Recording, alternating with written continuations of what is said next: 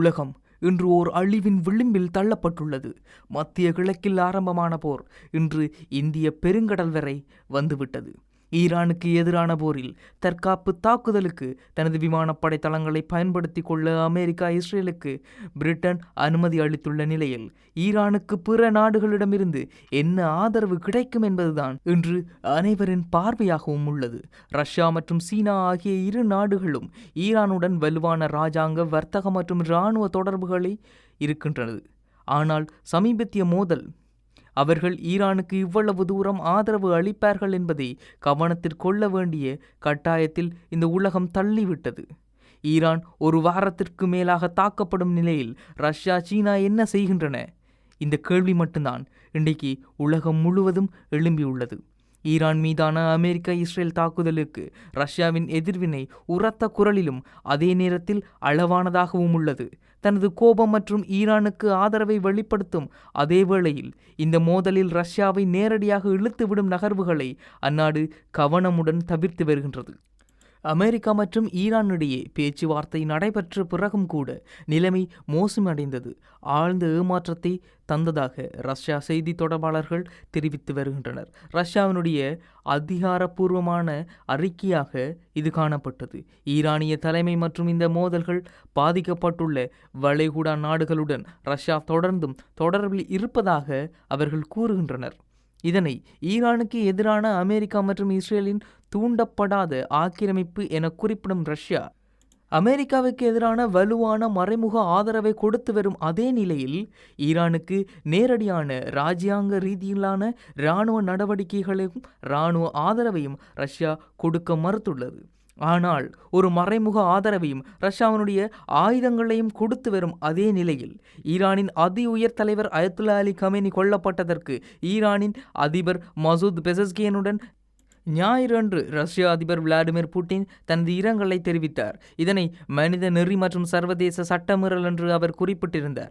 எனினும் அமெரிக்க அதிபர் டொனால்ட் ட்ரம்பை தனிப்பட்ட முறையில் விமர்சிப்பதை தவிர்க்கும் ரஷ்யா உக்ரைன் விவகாரத்தில் அமெரிக்காவின் மத்தியஸ்தர்களுக்கு தற்போது வரை நன்றி தெரிவித்து வருகிறது. ரஷ்யா தற்போது அமெரிக்காவை எப்படி நம்ப முடியும் என்ற கேள்வி மட்டும்தான் இன்று அனைவரும் மனதிலும் ஏற்பட்டுள்ளது.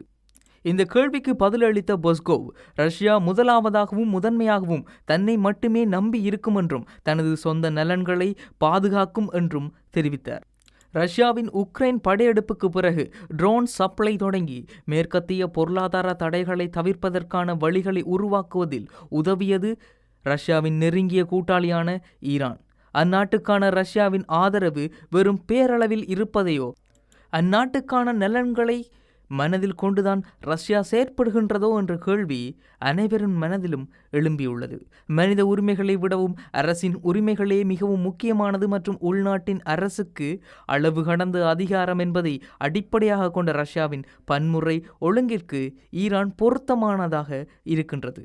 இத்தகைய ஓர் அரசு கவிழ்க்கப்படுவது இதே மாதிரியான அரசுகளுக்கு விழும் ஒரு பெரும் அடியாக மாறும். அதே நேரத்தில் வெனிசுவேலா, சிரியா அல்லது 2025 இஸ்ரேல் ஈரான் இடையே நடைபெற்ற 12 நாள் போர் என எதுவாக இருந்தாலும் அதன் கூட்டாளிக்காக தான் மிக பெரும் சவால்களை எதிர்கொள்ளப் போவதில்லை என்பதை ரஷ்யாவின் நடவடிக்கைகள் உணர்த்தியுள்ளது. உக்ரைன் போரில் முனைப்பு காட்டும் ரஷ்யா இராஜாங்க ஆதரவு மற்றும் இராணுவ தொழில்நுட்ப ஒத்துழைப்பு மட்டுமே ஈரானுக்கு வழங்க முடிவு செய்துள்ளது. வேறு எந்த விதத்திலும் ஈரானுக்கு ஆதரவு வழங்குவதை ரஷ்யா தவிர்த்தே வருகின்றது. 2025 ஜனவரி 17 அன்று கையெழுத்தான ரஷ்யா ஈரானிய உத்தியசார் கூட்டணி ஒப்பந்தம் ஒரு பரஸ்பர பாதுகாப்பு ஒப்பந்தமாக மட்டுமே உள்ளது. தகவல்களை பகிர்ந்து கொள்ளவும், கூட்டு பயிற்சிகளை மேற்கொள்ளவும், பிராந்திய பாதுகாப்பை உறுதி செய்யவும் ரஷ்யா மற்றும் ஈரான் உறுதி கொண்டன. ஆனால் தாக்குதல் நடந்தால் ஒருவரை ஒருவர் பாதுகாக்க எந்த உத்தரவாதமும் அதில் இல்லை. இரு நாடுகளுக்கும் இடையேயான பொருளாதார தொடர்புகள் மீதான நிலையிலேயே அந்த ஒப்பந்தங்கள் எழுதப்பட்டன.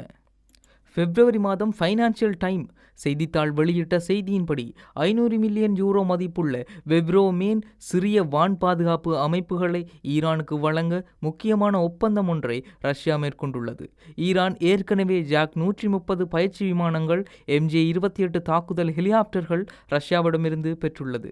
சுயோஸ் 35 ரக போர் விமானங்களையும் ஈரான் எதிர்பார்த்து இருக்கின்றது என்று தகவல்கள் தெரிய வந்தது. வெர்பா அமைப்புகளை ரஷ்யா தற்போது வரை விநியோகம் செய்யவில்லை. இதுதான் இன்று உலகம் முழுவதும் இருக்கும் ஒரு மாபெரும் கேள்வியாக மாறியுள்ளது. உக்ரைன் போரில் ஈரானிய தயாரிப்புகளான சாஹெத் ட்ரோன்களின் பயன்பாடு ரஷ்ய படைகளின் உத்திகளை கணிசமாக மாற்றியது.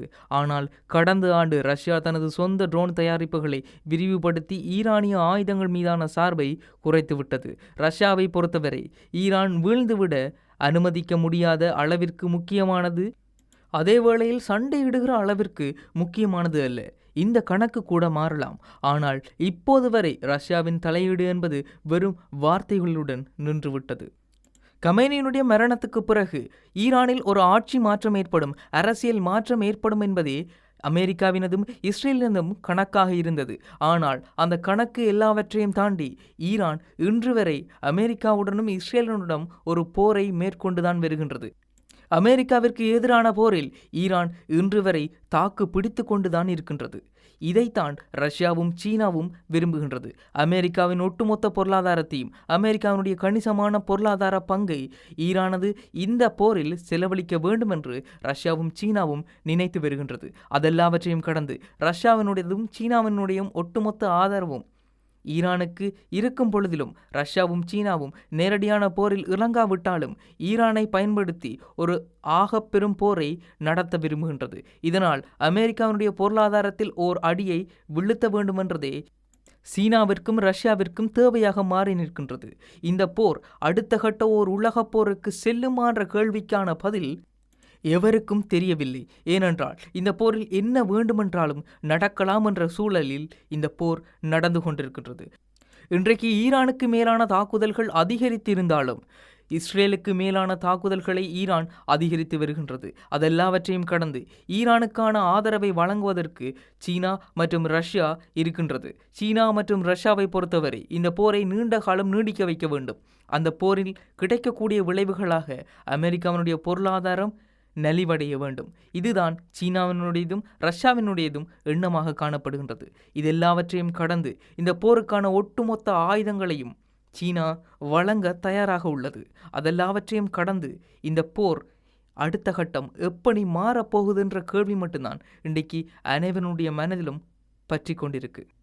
மேற்குலகுக்கு ஆதரவான ஆட்சி ஈரானில் அமைவது சீனாவிற்கும் ரஷ்யாவிற்கும் அழிவுகரமான புவிசார் தோல்வியாக அமையும்.